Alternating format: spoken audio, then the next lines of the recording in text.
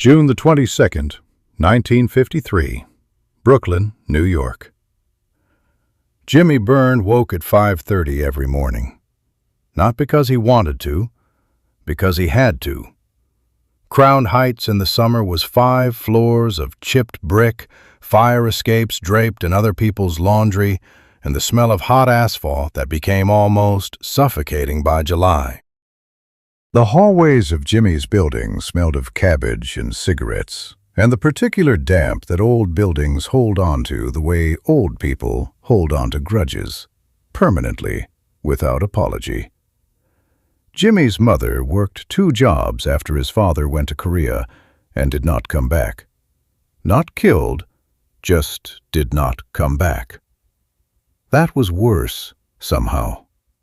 At least the dead had the decency to be absent for a reason. The newspaper route paid Jimmy $3.50 a week. He knew every crack on his route, every dog behind every fence, every tenant who opened their door in a bathrobe, and everyone who silently retrieved their paper without lifting their eyes.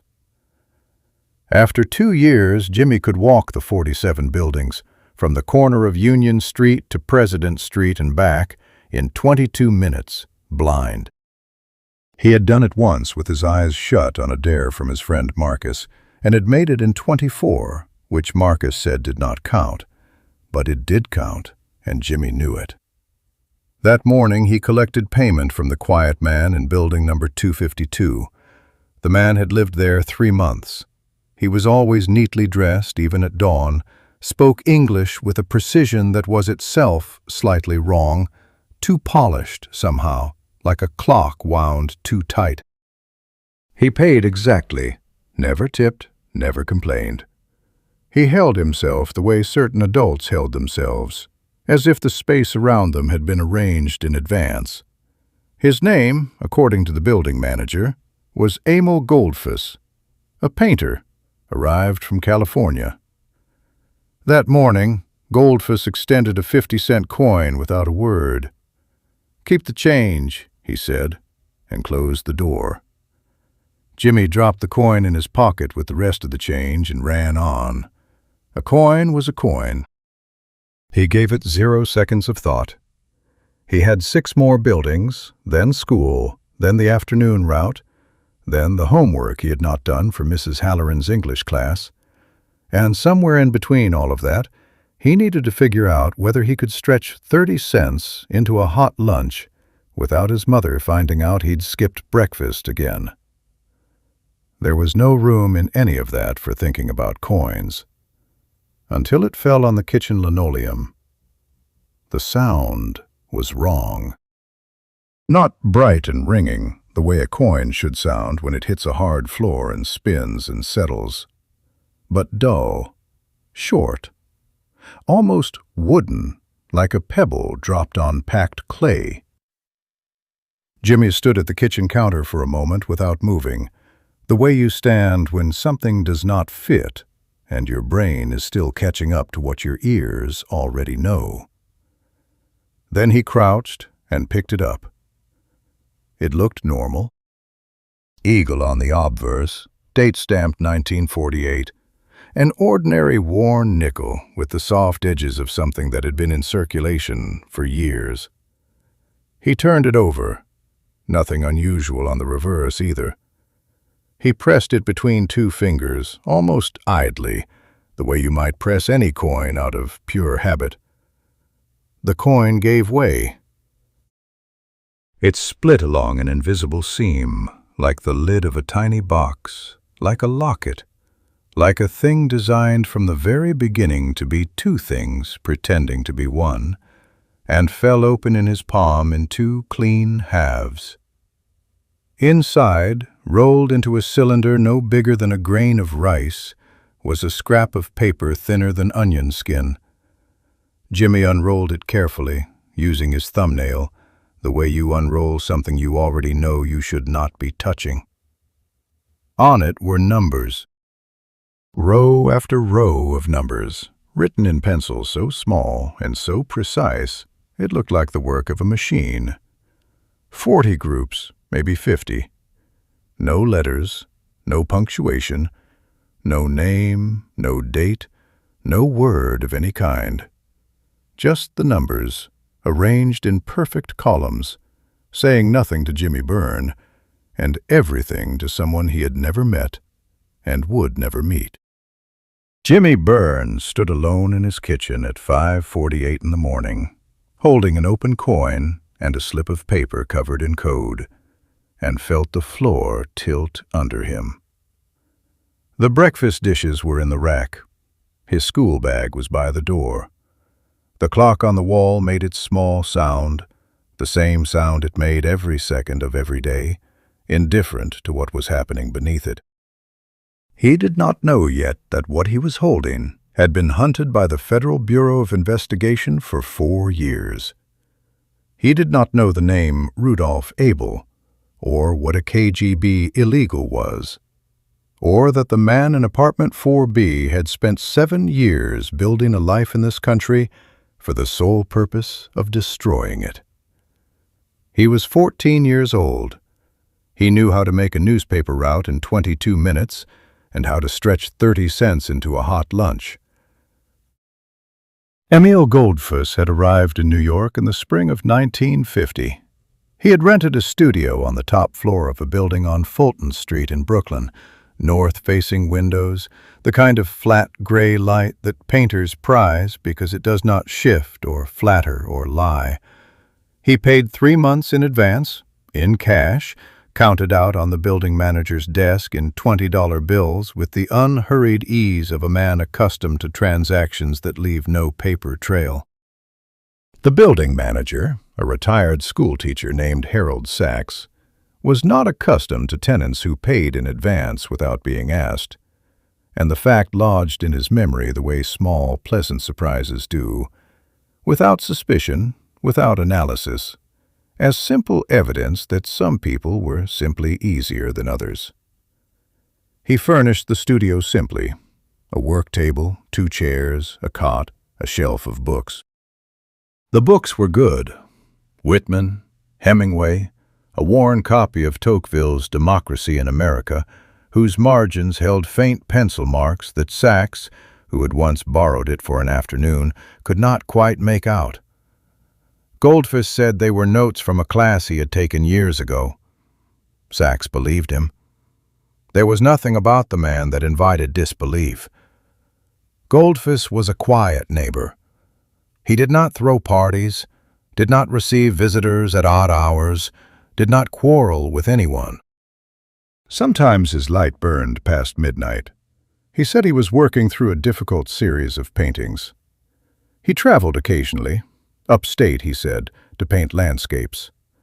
He came back tanned, sometimes carrying small canvases of rivers and hills that he leaned against the studio wall without hanging, as if they were evidence of somewhere he had been, rather than things he wanted to look at. A neighbor with an art degree examined one of them and said the light was genuinely observed. That was his phrase, genuinely observed. He meant it as a compliment. The neighborhood liked him. He was courteous in the specific way of someone who had studied courtesy rather than inherited it, precise, consistent, never excessive. He remembered names. He fixed the loose step on the 3rd-floor landing without being asked, and without mentioning it to anyone, which Sachs only discovered 3 weeks later when a tenant remarked on it, and which struck him, when he thought about it afterward, as the most telling detail he knew about the man. His real name was Rudolf Ivanovich Abel. He was 47 years old, a colonel in the KGB, and one of the most experienced illegal intelligence officers the Soviet Union had ever produced. Born in England to Russian émigré parents, he had been recruited by Soviet intelligence in the 1920s, not long after his 20th birthday, in a city whose name he had not spoken aloud in 20 years, and had spent the decades since operating in Europe and Asia under a succession of identities so thoroughly constructed that the people who built them were no longer entirely sure where the construction ended and the man began. He had been a German merchant, a Finnish engineer, a Canadian businessman. He had buried 3 of those names in cities he would never return to. He had learned to sleep in them the way other men learn to sleep in unfamiliar beds, badly at first, then completely, then without remembering there had ever been difficulty.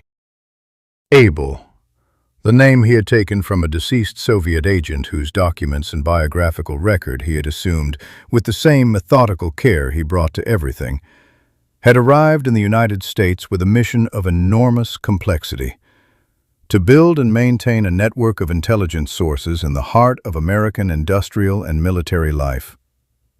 Not to steal secrets himself, to create the conditions in which secrets could be stolen consistently, reliably, across years and administrations and changing security protocols. To become, in other words, invisible. For 3 years he had succeeded perfectly. He rented studio space, took on a few painting students, young people from the neighborhood who wanted to learn and were not very talented, which suited him, since talented students ask inconvenient questions.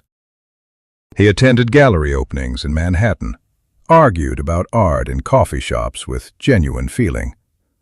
He developed real opinions about abstract expressionism, which he found, to his mild surprise, genuinely interesting.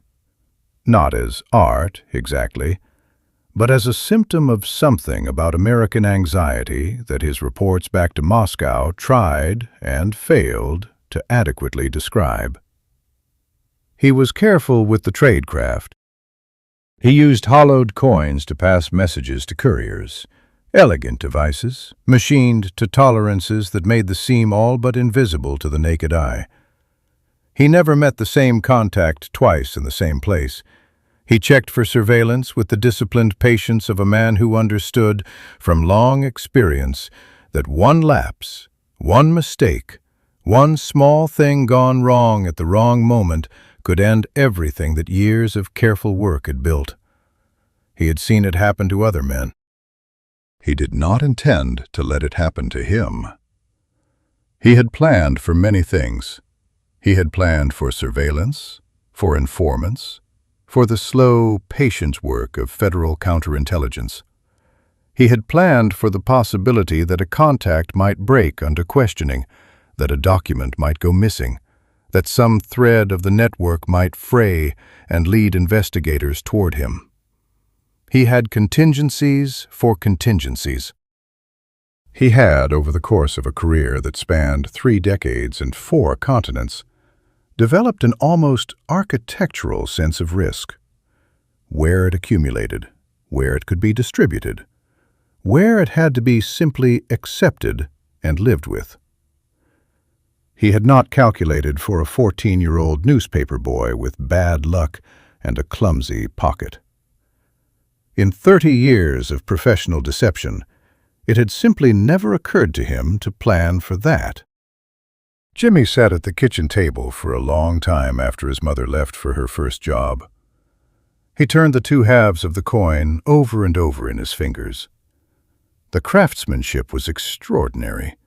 The seam was invisible until you pressed exactly the right way, at exactly the right angle, with exactly the right amount of pressure. Too little and nothing happened. Too much and you lost it. He had to try it 3 more times before he could reliably open and close it again. And even then he was not entirely sure he had the feel of it. Someone had made this thing with enormous care. Someone had sat in a room somewhere and machined this to tolerances that a commercial mint would have been proud of, and the sole purpose had been deception. To be ordinary, to be unremarkable. To pass through a dozen pairs of hands, shopkeepers, bus drivers, newspaper boys, and arrive exactly where it was meant to arrive without anyone knowing it had arrived. He unrolled the strip of paper and flattened it against the table. 40, maybe 50 numbers in groups of 5, written in pencil in a handwriting so small and so precise it looked machine-made. He did not know what they meant. He was 14 years old, not a cryptographer. He had never heard the word one-time pad. He did not know about burst transmitters, or dead drops, or any of the other mechanisms by which one country's secrets made their way to another country's hands. But he understood, with a cold and immediate clarity that had nothing to do with knowledge and everything to do with instinct, what these numbers probably were, and what the man who had written them probably was. He had read about the Rosenbergs. Everyone had. Julius and Ethel Rosenberg had been executed 6 weeks earlier, on the 19th of June. The date was in every newspaper, argued over in every coffee shop, at every dinner table in every borough of the city. Spies. Soviet spies who had passed nuclear secrets to Moscow during and after the war. The country was still sick with it, still working through the complicated nausea of having caught something it had not wanted to know was there. Half the people Jimmy knew thought the Rosenbergs were guilty and had gotten what was coming to them. The other half thought the whole thing had been a frame-up, a witch hunt, a way of making somebody pay for anxieties that had no other address. Jimmy had no opinion. He was 14. He delivered newspapers. He had not, until this morning, thought very much about what was inside them. And now, Jimmy Bern, age 14, paper route, Crown Heights, Brooklyn, was sitting at a kitchen table with a hollow coin in one hand and a strip of coated paper in the other. And the quiet man in apartment 4B was not a painter from California. Jimmy knew this the way you know certain things, not because you have reasoned your way to them, but because the knowing arrived fully formed, without asking permission, and would not leave. He thought about putting it back, rolling the paper up, pressing the coin shut, walking back to 252, dropping the coin through the mail slot, and going to school as if none of it had happened. He was a kid. This was not his problem. His problem was the 30 cents short on this month's rent that his mother did not know he knew about, and the homework he had not done for Mrs. Halloran, and the fact that Marcus owed him $1.50 from a bet 6 weeks ago and showed no signs of remembering. Those were his problems. A hollow coin and a strip of numbers belonged to somebody else's life. He thought about that for 17 minutes. He knew it was 17 minutes because he watched the clock on the wall above the refrigerator, which his mother had won in a radio contest in 1949, and which she kept wound and accurate as a matter of personal pride. The second hand moved. The numbers on the paper did not change. The coin sat on the table between the two halves, open and unremarkable. A small machine for passing secrets between people who trusted each other, with things that could get them killed. At 17 minutes, Jimmy got up and picked up the telephone. He asked the operator for the number of the Federal Bureau of Investigation. There was a pause. The kind of pause that meant the operator had been asked unusual questions before, but not, perhaps, quite this one. Then she connected him. The call was transferred twice. The first agent who answered seemed to be reading from something while he talked. The second one was different. He introduced himself only as Special Agent Morris, and his voice had the particular quality of someone who had long ago stopped being surprised by anything that came across a telephone. He did not laugh. He did not say Jimmy was imagining things or suggest that perhaps he should call back when an adult was home. He asked 3 precise questions: the address of the building, a physical description of the man who had given Jimmy the coin, and whether Jimmy still had the coin in his possession. Jimmy answered all 3. "Do not open it again," Morris said. "Do not show it to anyone. Do not go back to that building for any reason whatsoever. Someone will come to you today." He hung up before Jimmy could ask what would happen next. Before Jimmy could ask what would happen to him, or to his mother, or to the man in apartment 4B, or to any of the ordinary Tuesday morning life that had been going about its business on Amsterdam Avenue while Jimmy Bern sat at a kitchen table and watched a clock and made a decision that he would not fully understand for years. Two men in dark suits arrived at the apartment at 2 that afternoon. They had not telephoned ahead.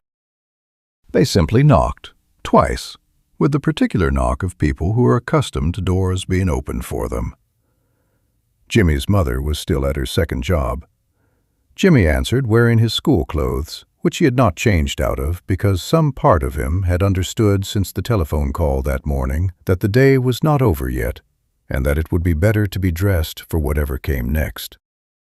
Special Agent Robert Hayanen was the senior of the two, a compact man in his mid-40s with close-cropped gray hair and the kind of physical stillness that Jimmy associated with people who spent a great deal of time watching other people and had long since stopped fidgeting while they did it.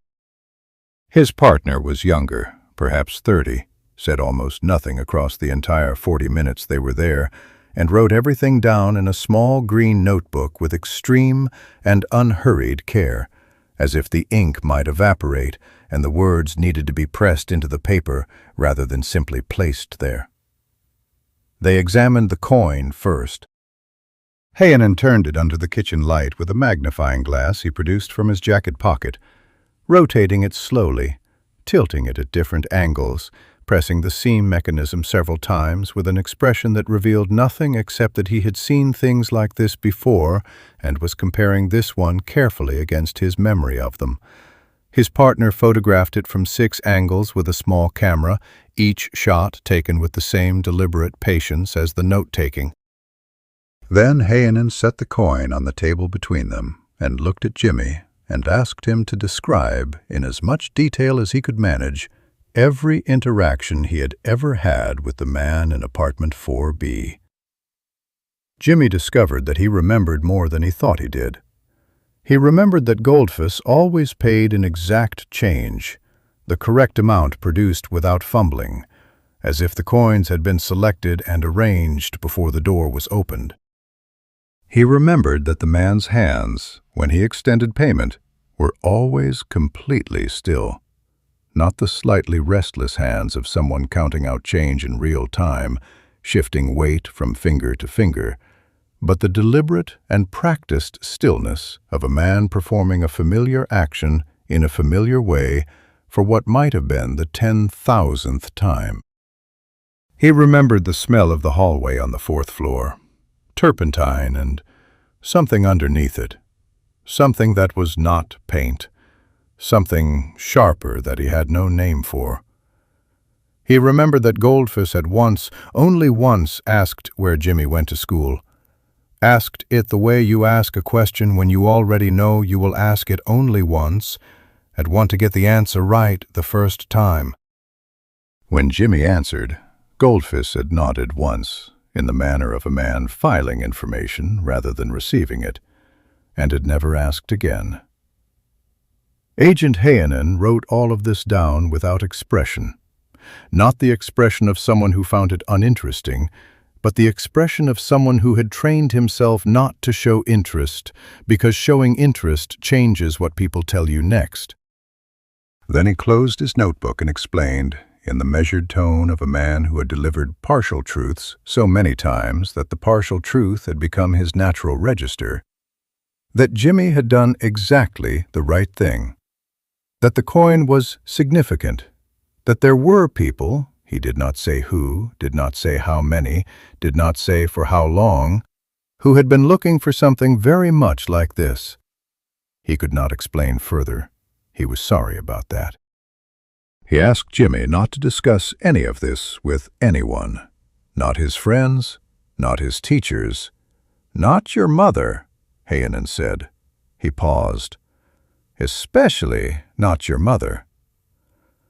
There was something almost kind in his voice when he said it, the kindness of a man who understood exactly what he was asking and did not pretend otherwise. They left at 2:40. Jimmy stood at the window and watched them walk to an unmarked, dark blue Ford parked half a block south on the opposite side of the street. They did not confer on the pavement, did not look back at the building, did not do any of the things that Jimmy, who had seen enough movies to have expectations, expected them to do. They got in and drove away without hurrying, with the particular unhurriedness of people who know where they are going and have already decided everything there is to decide about getting there. He went back to school the next morning. He delivered his papers. He collected his $3.50.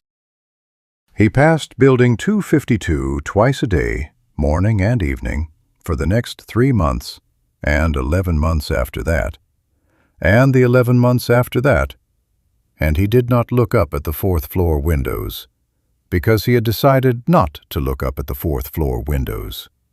And 14-year-olds, when they make that kind of decision with that kind of weight behind it, tend to keep it, in a way that adults, who renegotiate their decisions constantly, sometimes cannot. He was 17 before he understood that the FBI had not acted immediately. 18 before he understood why, that the coin was not an end, but a beginning, that the threads it implied had to be followed patiently and completely before any of them could be pulled.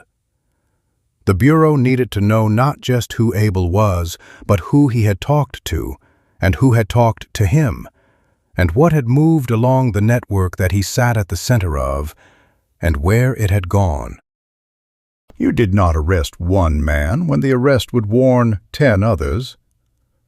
On the morning of June the 21st, 1957, almost 4 years to the day after Jimmy Bern had found the coin, Rudolf Abel was arrested in room 839 of the Hotel Latham on East 28th Street in Manhattan. He was 54 years old. He had been living in New York under one cover or another for 7 years. The room at the Latham was not his primary residence. He had the studio on Fulton Street, and before that a room in a boarding house in the Bronx, and before that other rooms in other places. But he used it occasionally, for reasons that the FBI's surveillance logs recorded in meticulous and eventually useful detail. The room cost $4.50 a night. He always paid in cash. He always paid exactly. The operation that led to the door of room 839 had taken the better part of 4 years to build. The hollow coin had been the beginning, but only the beginning. A thread, not a case. The FBI had used it as the foundation of a surveillance architecture of exceptional patience, photographing everyone Abel met, mapping the network he serviced, identifying the couriers who moved his hollow coins and hollow bolts and hollow pencils across the city and across the country. They had watched him buy coffee at a counter on Atlantic Avenue and argue about the merits of Franz Klein at a gallery opening in Chelsea, and walk in Prospect Park on Sunday mornings with the unhurried ease of a man who had nowhere particular to be. They had watched him for nearly 4 years, and all the while they had been building the case, not just the evidence, but the architecture of evidence, the documented chain that would survive cross-examination and appeals and the scrutiny of a jury in a federal court in Brooklyn. The arrest itself was almost anticlimactic. 4 agents knocked at 6:15 in the morning. Abel opened the door in his undershirt, blinking against the light from the corridor. He was not a tall man. Standing in the doorway without his jacket, without the careful civilian armor of his cover identity, he looked, Jimmy would later read, simply like a middle-aged man who had been woken earlier than he wanted.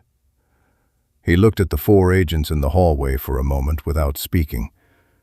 Then he said, in his careful, too correct English, the sentence that would be quoted in every account of the case that followed. He said that he did not suppose there was any point in running. There was not. They had the building surrounded. In the room, they found a shortwave radio disassembled and distributed among 3 separate pieces of luggage. They found code books, cipher pads, a schedule of transmission times written in a hand so small it required a magnifying glass to read.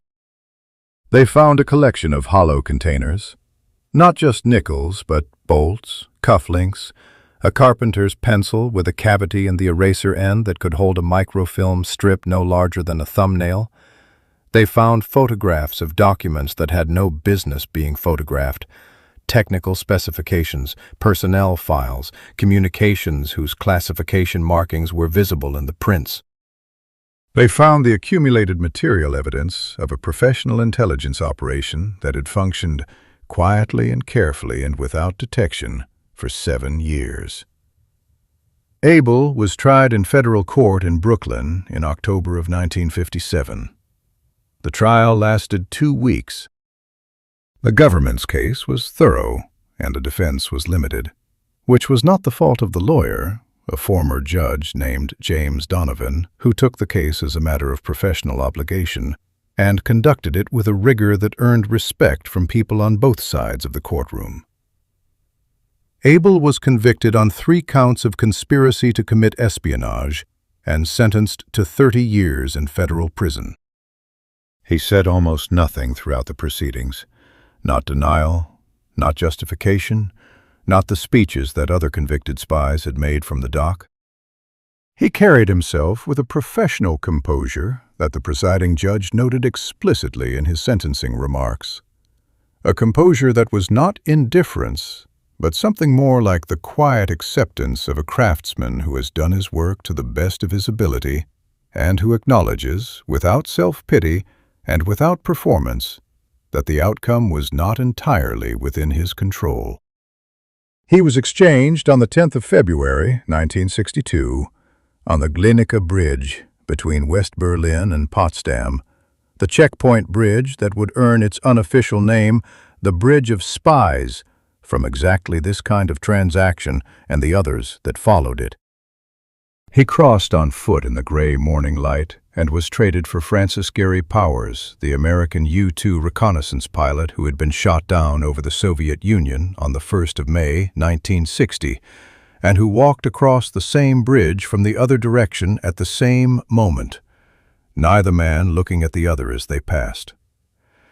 Abel returned to Moscow decorated and received with the particular honor reserved for officers who have endured without breaking. He spent his remaining years as an instructor at the KGB Academy, teaching a new generation of illegal officers the arts of deep cover. How to build a life that bore inspection, how to inhabit an identity until it felt like memory rather than construction. How to live for years inside a fiction without losing the ability to step back out of it. He died in Moscow in November of 1971. He was, by all accounts of the officers he trained, an excellent teacher. Precise, patient, demanding in the way of someone who understood from experience exactly what the cost of imprecision was. He never named the coin. He never named the building on Fulton Street, or the boy who had delivered papers there for $2.50 a week, and then $3, and then $3.50 as the rates changed. But his students later said that one lesson came up more than any other, stated in different ways across different sessions, always arriving at the same point, that an operation was only as secure as its most ordinary moment, that the part most likely to fail was not the part you had planned for, but the part you had decided was too small to plan for. Jimmy Bern was 18 years old when Rudolf Abel was arrested, and he read about it in the newspapers like everyone else. He was sitting at the kitchen table when he found the article. The same table, the same kitchen, the same clock above the refrigerator that his mother had won in a radio contest in 1949 and still kept wound and accurate as a matter of personal pride. The article was on page 7 of the morning edition, below the fold, 4 paragraphs. It gave Abel's name, the name he had used, not the one he had been born with, and described the charges and mentioned the studio on Fulton Street and noted that he had been living under an assumed identity for 7 years. It did not mention a coin. It did not mention a newspaper boy. It used the phrase confidential informant, which was accurate in the strictest possible sense, and communicated nothing at all. Jimmy read the article twice. He folded the newspaper and left it on the table and went to school. He finished high school that spring. He was drafted in the summer of 1957 and served 2 years with the Army in West Germany, which he found instructive in ways that had nothing to do with military training.